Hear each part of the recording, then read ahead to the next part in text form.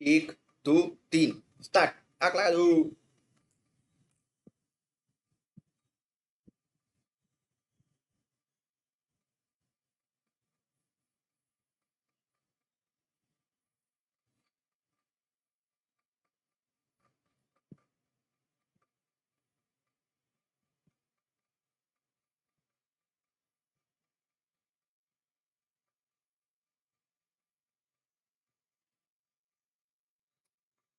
अस्सलामुअलैकुम। तो आज की वीडियो में हमने अपने जो है वो चैप्टर नंबर 3 डायनेमिक्स के न्यूमेरिकल्स को सॉल्व करना है। अच्छा, अस्सलामुअलैकुम। तो आज की वीडियो में हम अपने जो है वो चैप्टर नंबर 3 डायनेमिक्स, इसके जो है वो इम्पोर्टेंट एमसीक्यूज को जो है वो सॉल्व करेंगे एमडी कैट और ई कैट के लिए। अच्छा, अब ये एमसीक्यूज आपको कहाँ मिलेंगे? ये एमसीक्यूज आपको इन 3 बुक्स के अंदर, इन चारों 6 की 6 बुक्स के अंदर मिल जाएंगे। अगर आपके पास इनमें से कोई भी बुक है तो उसके अंदर ये एमसीक्यूज गिवन है और ये चैप्टर गिवन है। याद रखना, ये जो बुक है वो आप लोग हमारे से ले सकते हो, ठीक है। अच्छा, ये बुक एमडी कैट के लिए है, ये book computer science, pre engineering और कराची यूनिवर्सिटी के लिए 3 बुक्स अलग हैं। अच्छा, इन बुक की जो प्राइस है वो 2000 रुपये है। अच्छा, अगर आप ये बुक जब लोगे तो काफ़ी, ये जो है वो ज़्यादा पेजेस की बुक है, तो आप समझ जाओगे कि 2000 बिल्कुल सही प्राइस है और ये कम से कम प्राइस ही हमने रखी है। अच्छा, अगर आपको डिलीवरी करवानी हो तो 300 आपको डिलीवरी देने हैं। कराची में आपका कहीं भी लोकेशन हो हम डिलीवरी कर देंगे। नंबर मैं आपको बता रहा हूँ, ये नंबर लिखा हुआ है, इस पर आप कॉन्टेक्ट कर लो। इस नंबर के ऊपर आपको जो है वो बुक ऑर्डर दे सकते हो। हाँ, अगर आप हमारे बैच में ऐड होते हो तो बैच की फीस 5000 है, जिसमें बुक आपको फ्री मिल जाएगी। ठीक है, बैच में आपको numeric classes, test, live session, recorded सब कुछ मिलेगा। तो आप लोग ये बुक ले लेना ताकि आप लोगों को ये मिल जाए। और ये फिर बता रहा हूँ, ये सारे एमसीक्यूज इस बुक से कराऊंगा मैं आपको। ठीक है, तो चलो शुरू करते हैं। चैप्टर नंबर 3 डायनेमिक्स, तमाम बुक्स के अंदर ये चैप्टर गिवन है फिजिक्स वाले पोर्शन में। What is Newton second law of motion? बहुत सिंपल एमसीक्यू है। न्यूटन का सेकंड लॉ क्या है ये पूछा है। तो सबसे पहले देख लेते हैं भाई, F is equal to M A, ये हमने न्यूटन का सेकंड लॉ पढ़ा है। अब वर्डिंग में देख लेते हैं। एवरी एक्शन, नहीं, ये तो हमारे पास थर्ड लॉ है, सेकंड तो नहीं है। An object at rest will remain at rest, नहीं, ये तो फर्स्ट लॉ था। The acceleration of an object is directly proportional to the net force acting on it and inversely proportional, simple, ये C इसका जो है वो सही जवाब है। इसका सही जवाब क्या है? सी। ठीक है, सिंपल सा था, बहुत मुश्किल नहीं था। अच्छा, अब एक और आपके पास एमसीक्यूज आ गया। Which of the following quantity is a vector quantity? इनमें से कौन सी क्वांटिटी वेक्टर है? देखो, पहले भी हम पढ़ चुके हैं, फिर बता देता हूं थोड़ा सा। वेक्टर क्वांटिटी वो जिसके लिए आपको उसका मैग्नीट्यूड बताना होगा, ठीक है, मैग्नीट्यूड बताना होगा, और साथ ही साथ आपको क्या बतानी होगी? यूनिट बताना होगा और डायरेक्शन। तो जिन क्वांटिटीज में आपको ये 3 चीजें बतानी पड़े वो वेक्टर होती है। क्या कभी आपने मास के लिए डायरेक्शन बताई है कि भाई 2 kg मास ऊपर की तरफ, 2 kg मास राइट लेफ्ट? नहीं। स्पीड के लिए भी नहीं बताते, एक्सेलरेशन के लिए बताते हैं। अक्सर आपने पढ़ा होगा, एक्सेलरेशन राइट की तरफ है या लेफ्ट की तरफ है, अप की तरफ है या डाउन की तरफ है।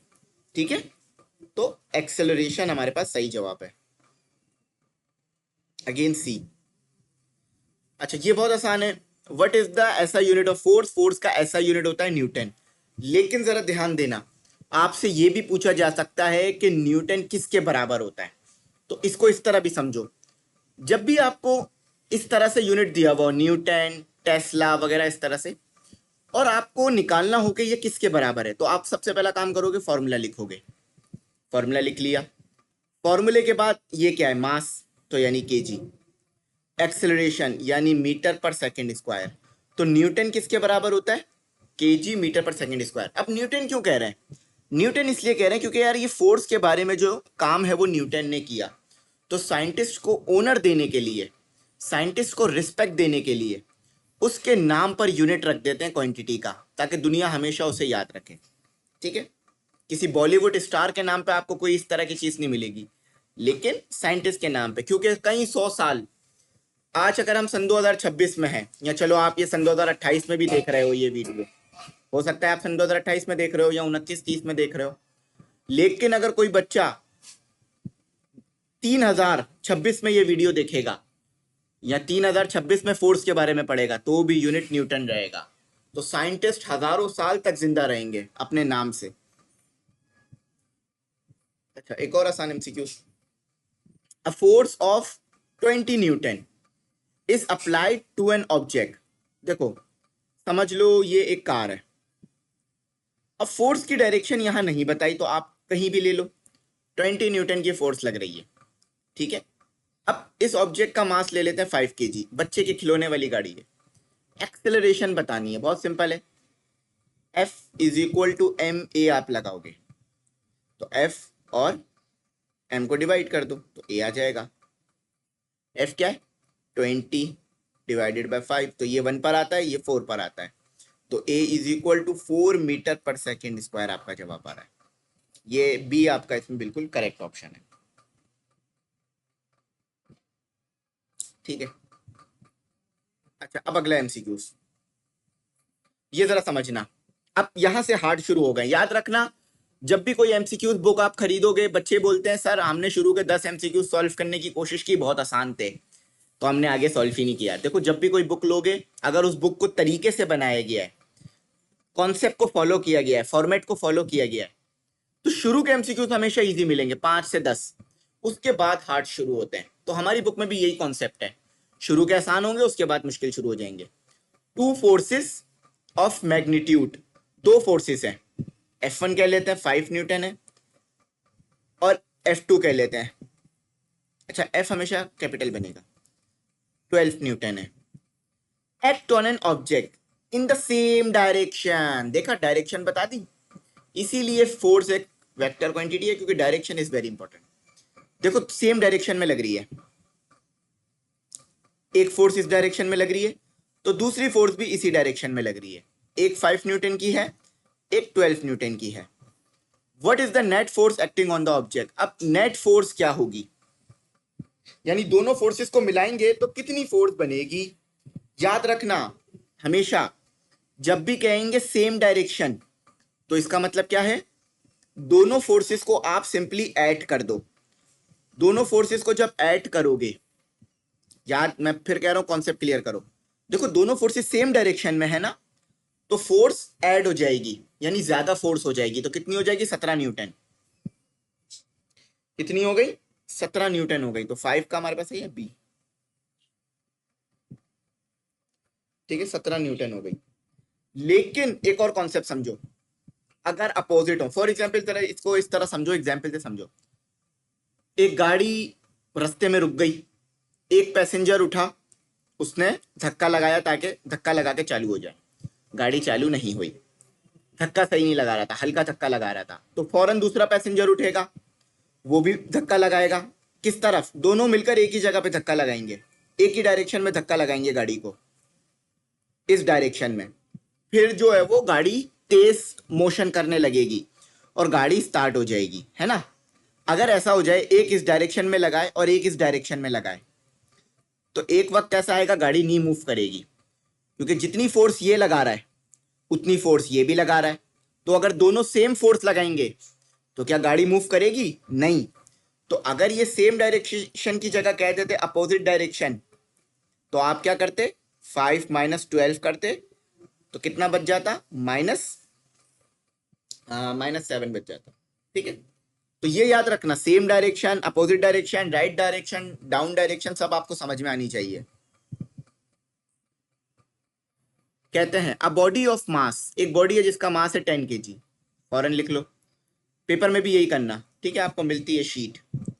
इस acting upon bye a force, force कितनी लग रही है, 30 न्यूटन की। अगेन आपसे एक्सेलरेशन डिमांड करी गई है,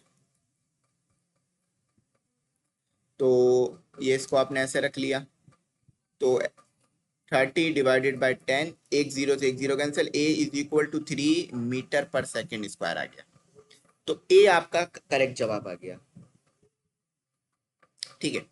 अच्छा, अब थर्ड लॉ आपको बताना है कि थर्ड लॉ की स्टेटमेंट क्या होती है। According to Newton third law of motion, if an object A, एक समझो जरा एग्जाम्पल से समझना, इफ ऑब्जेक्ट ए, आपके पास ऑब्जेक्ट ए है, समझ लो ये ए ऑब्जेक्ट है, ये फोर्स एक्सर्ट करता है और ना ऑब्जेक्ट बी, ये ऑब्जेक्ट ए है और ये ऑब्जेक्ट बी है। ऑब्जेक्ट ए एक ह्यूमन है और ऑब्जेक्ट बी एक बॉक्स है। अब जरा देखना, देखो कभी भी आपने ये सुना है कि किसी बॉक्स ने किसी इंसान को पकड़ के मारा या किसी इंसान पे हाथ उठाया? नहीं। हाँ, ये आपने अक्सर सुना होगा कि किसी कोई बॉक्स किसी इंसान पे गिर गया, वो हॉरर फिल्मों में देखा होगा। तो इसी तरह भी हम समझते हैं कि हमारे पास एक हमारा ए ऑब्जेक्ट है जिसे हम इंसान कह लेते हैं, वो क्या करता है, बॉक्स के ऊपर मुक्का मारता है। तो यार क्या बॉक्स भी इंसान को मारेगा? आप बोलोगे सर बॉक्स तो गैर जानदार है, बॉक्स तो नॉन लिविंग है, तो बॉक्स तो नहीं मारेगा। आप गलत हो। जब आप किसी चीज को मारोगे तो कोई भी चीज हो वो भी आपको मारेगा। मतलब एग्जाम्पल से समझते हैं, आपके घर में दीवार होगी, आप किसी दीवार पे मुक्का मारो, आपने दीवार पे मुक्का मारा ना, तो फिर आपके हाथ में क्यों दर्द हुआ, आपका मुक्का क्यों लाल हो गया? क्यों? क्योंकि जब आपने दीवार पे फोर्स लगाई तो दीवार ने भी आप पर फोर्स लगा दी। कितनी फोर्स? जितनी फोर्स आप दीवार पे लगाओगे उतनी ही फोर्स मगर नेगेटिव डायरेक्शन में दीवार आप पे लगाएगी। तो जितना फोर्स इंसान बॉक्स पे लगा रहा है, बॉक्स भी उतनी ही फोर्स इंसान पे लगा रहा है मगर डायरेक्शन अपोजिट।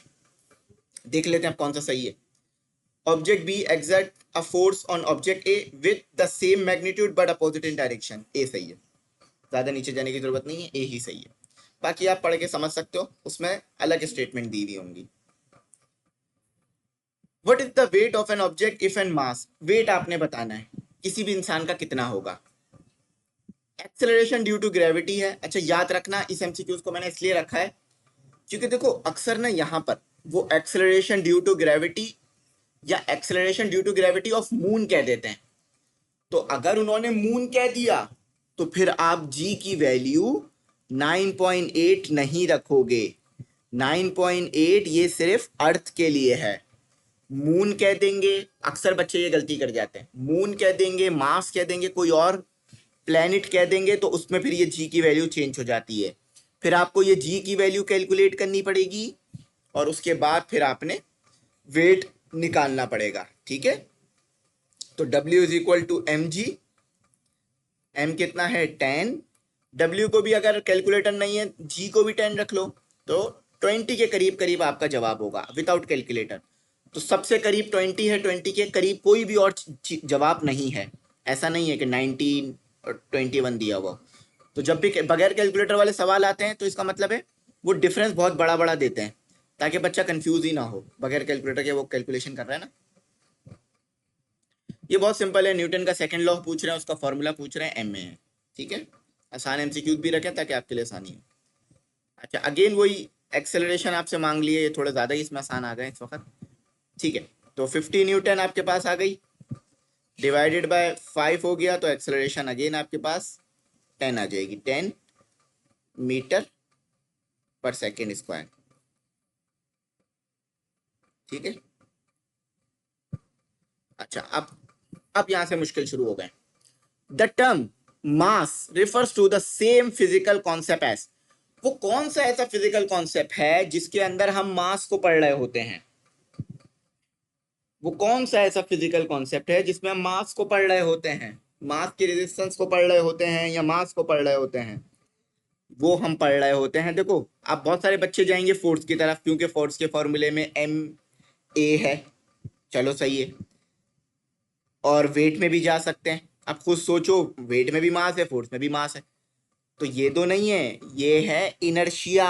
इनर्शिया वो क्वांटिटी है। The term mass refers to the same physical concept as inertia. Inertia से मास को हम रिलेट कर रहे होते हैं। कहते हैं ना यार, अगर कोई मास रुका हुआ है तो रुका रहेगा, अगर कोई मास मोशन कर रहा है तो मोशन करता रहेगा। पढ़ा था ना इनर्शिया में, फर्स्ट लॉ ऑफ न्यूटन में, फर्स्ट लॉ ऑफ मोशन में। The law of motion show the relation between. देखो अब बच्चे ना ये लॉ ऑफ मोशन से कंफ्यूज हो जाते हैं कि सर ये कौन से लॉस हैं। बेटा न्यूटन के लॉ ही की बात कर रहा है वो, न्यूटन का जो लॉ है ना उसी की बात कर रहे हैं। कौन सा वाला? सेकंड की बात कर रहे हैं। ये छुपा छुपा के भी चीजों को पूछते हैं ताकि कॉन्सेप्ट पता चले। तो ये बी की बात हो रही है। न्यूटन के सेकंड लॉ में हमने पढ़ा था ना मास और एक्सेलरेशन का रिलेशन। नहीं नहीं नहीं, बल्कि मास और एक्सेलरेशन का रिलेशन नहीं, एक मिनट,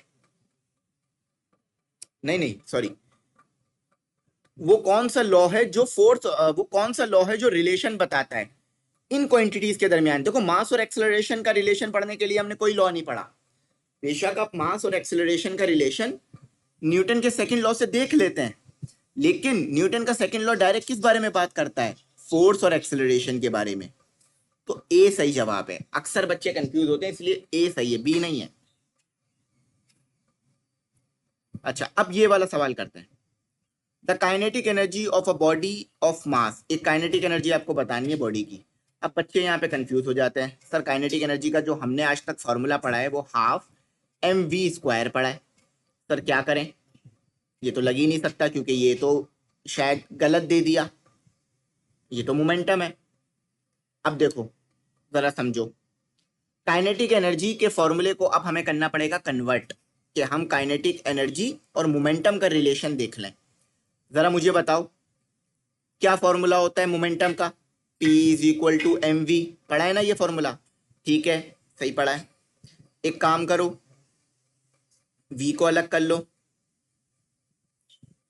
सही है, हाफ एम वी स्क्वायर है ना, तो ये एम वी है। अक्सर यहाँ बच्चे ना इन चीज़ों में कंफ्यूज हो जाते हैं, तो इसमें कंफ्यूज होने की जरूरत नहीं है। एक काम करो, V पे स्क्वायर है ना, देखो अगर मैंने ऐसे किया एम वी और एक V अलग कर दिया क्योंकि दो है ना, इसका मतलब क्या है? बेसिस सेम पावर है एट V 1+1 और V स्क्वायर यानी दो V है, इसको मैंने मोमेंटम बना दिया। ये गलत है। क्यों गलत है? PV, ये तो ठीक है PV हो गया, लेकिन यार V तो था ही नहीं ना। अब V का क्या करें? V हटाओ। V हटाने के लिए हम ये करते हैं, kinetic energy is equal to half M V square, है ना। m को मल्टीप्लाई भी करा देते हैं, डिवाइड भी करा देते हैं। याद रखना आप किसी भी इक्वेशन में कुछ भी मल्टीप्लाई और डिवाइड करा सकते हो, क्योंकि जब ये दोबारा कैंसिल होंगे तो जो ओरिजिनल थी वो वापस आ जाएगी। इसका मतलब है आपने काम ठीक किया है। तो क्या बन जाएगा?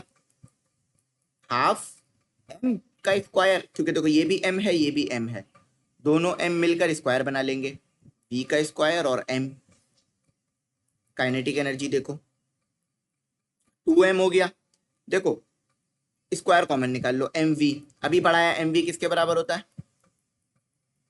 mv बराबर होता है आपके पास p के, p का स्क्वायर हो गया यानी, और 2m। अब देखो आपके पास मास भी गिवन है जो क्या है 2 kg, आपके पास मोमेंटम भी गिवन है जो क्या है 2 N/s। तो ये 2 का स्क्वायर हो गया, ये 2 हो गया और ये भी 2 हो गया, तो 4 4 इक्वल टू 1 1 आएगा।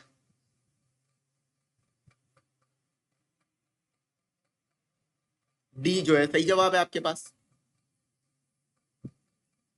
अब ये करते हैं, थोड़ा सा मुश्किल है लेकिन इतना मुश्किल नहीं है, बल्कि मुश्किल क्या है, आसान ही है। 3 kg बॉलिंग बॉल एक्सपीरियंस अ नेट फोर्स। एक 3 kg की बॉल है, मास कितना है? 3 kg, फोर्स कितनी है? 15 N की, और एक्सेलरेशन क्या होगी ये आपने बतानी है। मुख्तलिफ इस चैप्टर से मुख्तलिफ यही पूछा जा रहा होता है, तो इसलिए यही सवाल दिए मैं। तो F is equal to M A, M आ गया और ए आ गया। F कितना दिया हुआ है? 15। ए कितना दिया हुआ है ये तो आपने बताना है, तो 3, ये 1 ये 5, तो 5 इज इक्वल टू ए, तो a is equal to 5 metre per second square. ठीक है, बी 14 का बी आ रहा है। फोर्स के सवाल इसमें ज्यादा इसलिए दिए मैं क्योंकि ये अमूमन पूछा जाता है। अच्छा अब आ जाओ, the rate of change of linear momentum of a body is called.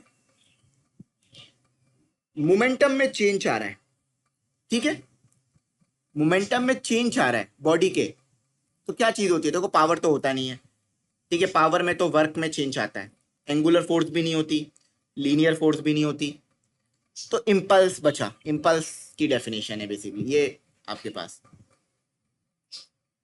अब यहाँ से थोड़े हार्ड एमसीक्यू शुरू हो गए। What is the fundamental concept behind Newton second law of motion? अब आप बोलोगे सर दोबारा न्यूटन का सेकंड लॉ आ गया, लेकिन बेटा देखो कॉन्सेप्ट अलग आया है ना, अब वो कॉन्सेप्ट नहीं है जो पहले आया था। क्या कॉन्सेप्ट है न्यूटन के सेकंड लॉ के पीछे? Action and reaction are equal, नहीं ये तो नहीं है। सेकंड की बात करिए बच्चा, अक्सर ना ये सेकंड फर्स्ट और थर्ड का लफ्ज इग्नोर कर जाता है। फोर्स, मास, टाइम, एक्सेलरेशन, बिल्कुल सही है, ये भी नहीं है और ये भी नहीं है, बी सही है 16 का।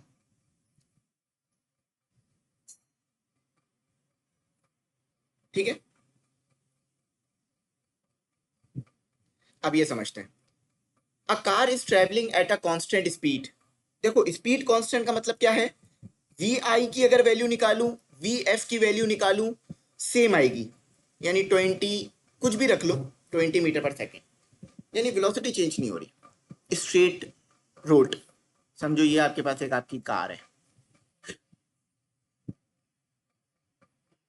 ये एक स्ट्रेट रोड पे जा रही है। What can you conclude about the net force acting on the car? Net force कितनी होगी, यानी जितनी भी फोर्सेस उस पर लग रही हैं वो तमाम फोर्सेस अगर मैं ऐड करूं या सब्ट्रैक्ट करूं तो क्या वैल्यू आएगी, जरा समझो। अगर मैं कहूं नेट फोर्स 0 है, डायरेक्ट इसलिए बता रहा हूं क्योंकि मुझे कुछ कॉन्सेप्ट क्लियर करना है। आप बोलोगे सर कैसी बात कर दी, सर गाड़ी तो मूव कर रही है, अगर कोई चीज मूव कर रही है तो सर फोर्स तो उस पर होनी चाहिए, फोर्स के अगर फोर्स 0 हो जाए तो गाड़ी रुक जाएगी। मैंने कहा ठीक है यार, बात तो बिल्कुल ठीक कह रहे हो आप भी, है ना, आ जाओ न्यूटन के पास चलते हैं। एम ए सही है, मसला तो नहीं है, ठीक है सर, ये फॉर्मूला बिल्कुल सही बताया आपने। मास तो होगा गाड़ी का, कुछ भी मास हो सकता है, चलो 100 kg रख लो।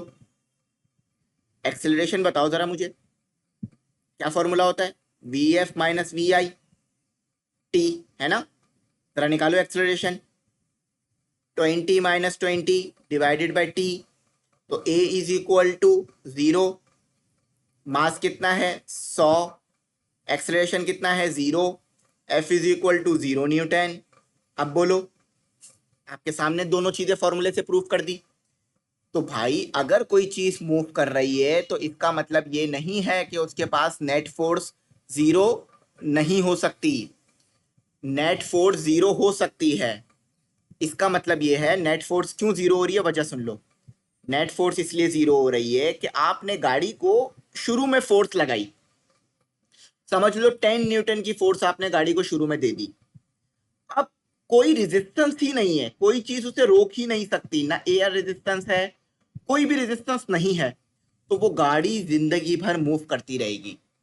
गाड़ी कब रुकती है, जब आप ब्रेक लगाते हो या उसके ऊपर फ्रिक्शन लगता है या एयर रेजिस्टेंस लगती है। तो भाई आपके पास फिजिक्स ये प्रूफ करके बता रही है कि नेट फोर्स 0 हो सकती है, मगर गाड़ी फिर भी मूव कर रही होगी। मैंने आपको आपके सामने प्रूफ करके बता दिया, आप सबसे पहले ये फॉर्मूला देखना और फिर आप एक्सेलरेशन निकालना, खुद ही बात समझ आ जाएगी। तो ये डी सही था।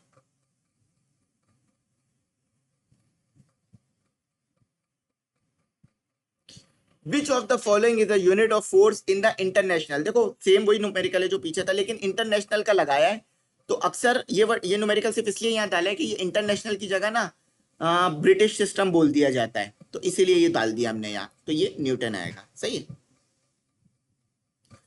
When an object is an equilibrium, एक ऑब्जेक्ट इक्विलिब्रियम में है, which of the following statement is true? तो इनमें से कौन सी स्टेटमेंट ट्रू होगी? देखो इक्विलिब्रियम की सबसे पहले आपको स्टेटमेंट पता होनी चाहिए। First condition of equilibrium, second condition of equilibrium. First condition of equilibrium के मुताबिक F1 plus F2 plus F3 जितनी भी फोर्सेस लग रही हैं बॉडी पर, अगर उस सबको आप ऐड करोगे तो नेट फोर्स 0 आ जाएगी, ये फर्स्ट कंडीशन है। अब आप बोलोगे सर कैसे, आ जाओ इसको भी समझा देता हूं। समझ लो 4 फोर्स लग रही है गाड़ी पर, 4 फोर्सेस लग रही हैं गाड़ी पर। देखो याद रखना 4 से ज्यादा फोर्सेस भी हो सकती हैं, ये ऐसे बनाया जाता है बेसिकली, समीशन, जितनी भी फोर्स लग रही है सबका समीशन। समझो ये कार है, एक बंदा यहां से फोर्स लगा रहा है 10 न्यूटन की, एक बंदा यहां से फोर्स लगा रहा है 10 न्यूटन की, एक बंदा यहां से फोर्स लगा रहा है 10 न्यूटन की, एक बंदा यहां से फोर्स लगा रहा है 10 न्यूटन की। फोर्स ए और फोर्स बी चेक कर लेते हैं। देखो, फोर्स ए 10 न्यूटन ऐड कर दिया, लेकिन ये अपोजिट डायरेक्शन में है तो -10 न्यूटन आएगा। अच्छा, अब दूसरी फोर्स देख लेते हैं, वो भी 10 न्यूटन की है, मगर दूसरी फोर्स अपोजिट डायरेक्शन में है, तो क्या फाइनल आएगा? 10 न्यूटन -10 न्यूटन +10 न्यूटन -10 न्यूटन, 10 से 10, 10 से 10, F is equal to 0 Newton. देखा, 0 न्यूटन आया, क्यों? इसीलिए कि भाई इधर जो है वो 0 न्यूटन आने की वजह ये है कि यार तमाम फोर्सेस जीरो हैं, यानी हर फोर्स एक दूसरे को कैंसिल कर रही है, तो इसका मतलब है नेट फोर्स जीरो आ रही है। समझ में? अब आ जाओ। According to Newton third law of motion, for every action there is an equal opposite reaction, what types of pair is this? देखो, उन्होंने कहा कि न्यूटन का थर्ड लॉ लिख दिया, वो कह रहे हैं न्यूटन के थर्ड लॉ में हो क्या रहा है, ये पूछ रहे हैं। न्यूटन के थर्ड लॉ में ये हो रहा है कि एक फोर्स अगर हम किसी चीज पे लगा रहे हैं तो दूसरी चीज भी हम पे सेम फोर्स लगा रही है, मगर डायरेक्शन अपोजिट होगी। याद रखना, मैग्नीट्यूड सेम होगा। फॉर एग्जाम्पल, आपने दीवार पे मुक्का मारा, 10 न्यूटन की फोर्स लगाई, दीवार भी आप पे 10 न्यूटन की फोर्स लगा देगी। बस यही बता रहे। सही है, तो ये बी इसका सही है। लोग बैलेंस फोर्स लगा देते हैं, बैलेंस फोर्स बैलेंस नहीं हो रही यहाँ फोर्स, यहाँ एक्शन रिएक्शन हो रहा है फोर्सेस का। A car is traveling on a straight road, समझो। आई थिंक प्रीवियस वाला ही रिपीट हो गया। नहीं नहीं, ये अलग है, ये थोड़ा सा अलग है, लेकिन जो प्रीवियस वाला समझा था उसी से रिलेट करता है। एक गाड़ी स्ट्रेट रोड पे जा रही है, जो इनिशियल वेलोसिटी आएगी वही फाइनल वेलोसिटी आएगी। क्यों? क्योंकि कांस्टेंट कह दिया वेलोसिटी, यानी वेलोसिटी तब्दील नहीं हो रही। ए पॉइंट पे वेलोसिटी निकालो, बी पॉइंट पे वेलोसिटी निकालो, सेम वेलोसिटी आएगी।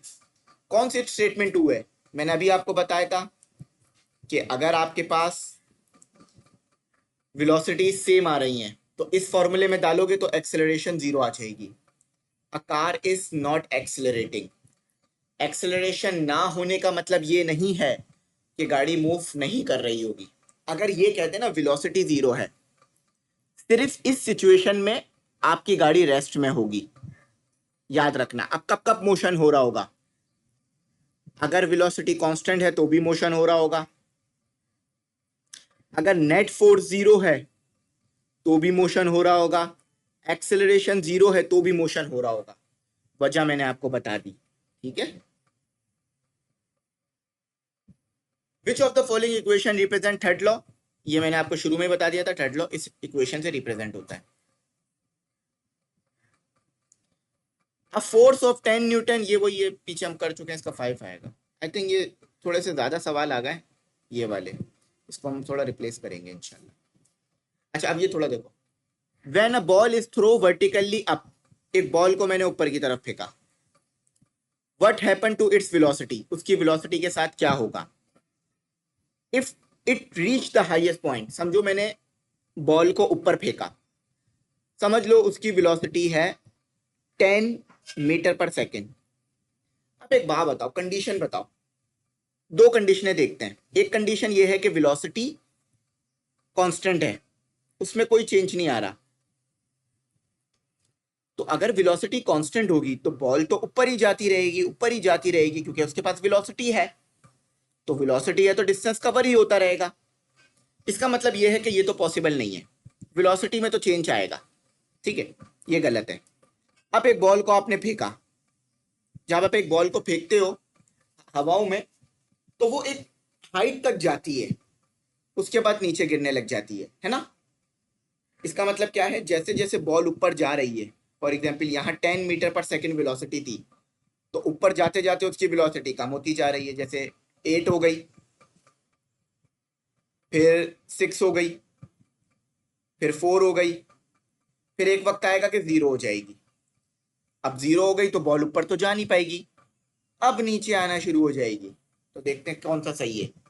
इट इंक्रीज नहीं, अगर बढ़ेगी तो बॉल ऊपर ही जाती रहेगी, हाँ, स्पेस में निकल जाएगी। इट डिक्रीज, जीरो तो नहीं रहेगी ना। इट बिकम जीरो, नहीं जीरो तो नहीं हो जाएगी ना, डिक्रीज होती रहेगी। फिर एक वक्त आएगा कि दोबारा जमीन पे आ जाएगी बॉल। लेकिन यहां पे पूछा है हाईएस्ट पॉइंट पे क्या होगा। ये डी सही नहीं है, बी सही नहीं है। बी तो जब सही था जब वो ये पूछते कि वेलोसिटी कम होती रहेगी या बढ़ती रहेगी, मगर उन्होंने पूछा हाईएस्ट पॉइंट पे क्या वेलोसिटी आएगी। देखो मैंने यहाँ बता भी दिया था, हाईएस्ट पॉइंट पे जीरो आएगी, तो डी सही है, it become zero. Highest point पे पहुंचकर वेलोसिटी जीरो हो जाएगी।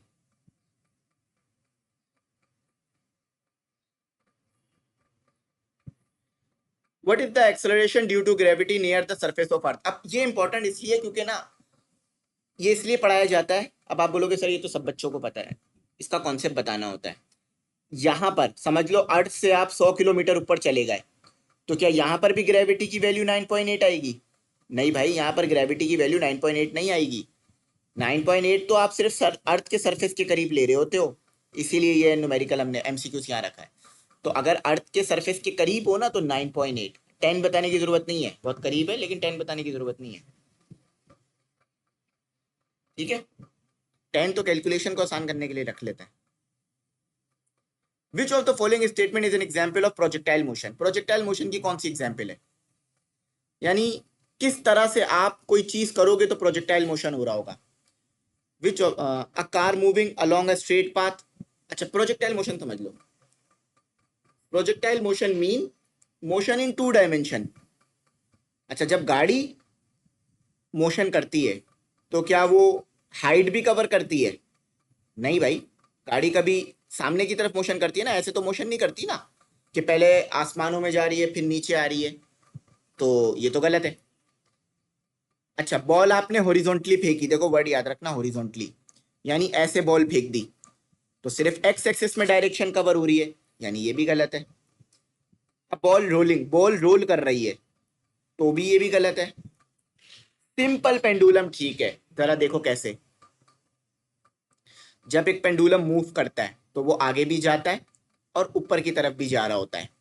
इसका मतलब है दो डायरेक्शन में मोशन कर रहा है, आगे भी जा रहा है ऊपर की तरफ भी जा रहा है। तो पेंडुलम जो है वो आपके पास एग्जाम्पल है सिंपल हार्मोनिक मोशन की।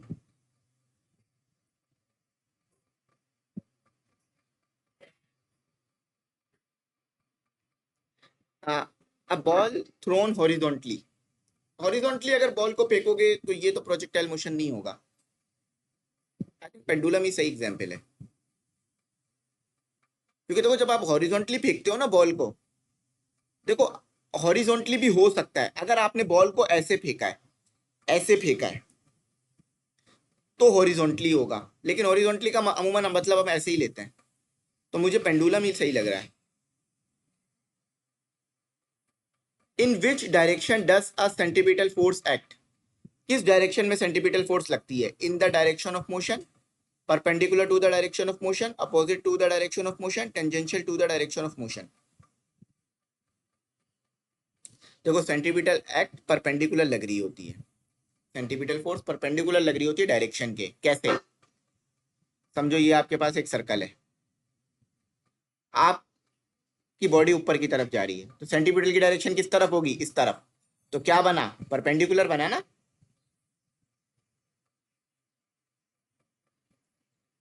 What is the net force acting on a object in equilibrium. ये वही है, बस थोड़ा सा घुमा के पूछा गया है। जीरो। इक्विलिब्रियम में हमने कंडीशन पढ़ दी ना, जीरो। ठीक है, नेट फोर्स जीरो होती है, याद रखना इक्विलिब्रियम की कंडीशन है। Which of the following is not unit of force. अब ये थोड़ा सा हार्ड है। देखो न्यूटन भी फोर्स का यूनिट है, अब तीन है या नहीं? तो देखो वैसे डाइन भी फोर्स का यूनिट है, पाउंड भी, लेकिन जाउल फोर्स का यूनिट है नहीं होता। सही है, तो सही है सी, 29 का सी। आखिरी एमसीक्यू है हमारा। When an object is in free fall, एक ऑब्जेक्ट फ्री फॉल है, डस इट्स वेलोसिटी चेंज। क्या उसकी वेलोसिटी चेंज होगी? देखो याद रखना, अगर कोई चीज आपने, समझ लो एक प्लेन में आप बैठे हुए हो, एक प्लेन में आप बैठे हुए हो, अब एक प्लेन से जब एक ड्राइवर कूदता है, एक जो वो होता है ना पैराशूटर, वो कूदते हैं, तो आपको पता है उनकी वेलोसिटी बढ़ना शुरू हो जाती है ना, वो तेजी से नीचे की तरफ आते हैं, है ना। तो यानी क्या होता है, वेलोसिटी इंक्रीज होती रहती है। एक वक्त ऐसा आता है कि वेलोसिटी कांस्टेंट हो जाती है, तो यानी इट इंक्रीज। लेकिन जब वो फ्री फॉल है, याद रखना, इन फ्री फॉल में, फ्री फॉल नहीं है तो फिर वो अलग कंडीशन हो जाती है। और ये वेलोसिटी क्यों इंक्रीज कर रही है, एक्सीलरेशन ड्यू टू ग्रेविटी की वजह से। सही है। तो आज के लिए 30 एमसीक्यू ही करें करते हैं। बहुत सारे इसमें फोर्स वाले थे, तो वो भी पूछे जा रहे होते हैं, लेकिन अलग अलग तरीके से। तो अगर आपने ये कर लिया है, इसका मतलब आपकी बेसिक तो क्लियर है। तो आई होप बात समझ में आ गई होगी। यहीं तक रखते हैं। Thanks for watching. Allah Hafiz.